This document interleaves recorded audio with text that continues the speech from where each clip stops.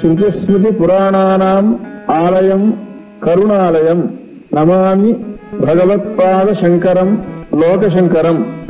ಅಪಾರ ಕರುಣಾ ಸಿಂಧುಂ ಜ್ಞಾನದಂ ಶಾಂತರೂಪಿಣಂ ಶ್ರೀಚಂದ್ರಶೇಖರ ಗುರುಂ ಪ್ರಣಮಾಮಿ ಮುದಾನ್ವಹಂ.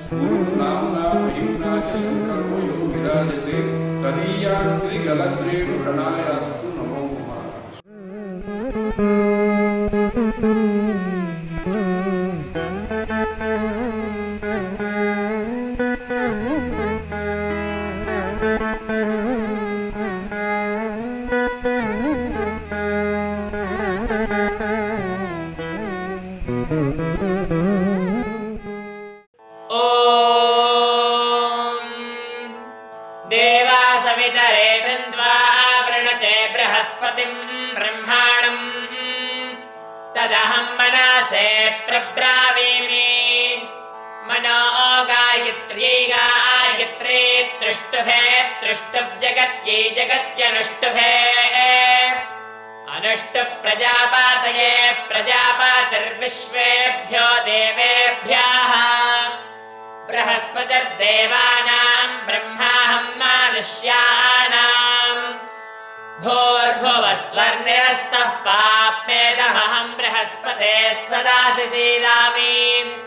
मित्रस्य त्वा चक्षुषा प्रतीक्षे देवस्य त्वा सवितुः प्रसवेश्विनोर्बाहुभ्यां पूष्णो हस्ताभ्याम्. प्रतिगृह्णामि पृथिव्यास्त्वा नाभो सादयाम्यदित्या उपस्थे. देवस्य त्वा सवितुः प्रसवेश्विनोर्बाहुभ्यां पूष्णो हस्ताभ्याम्.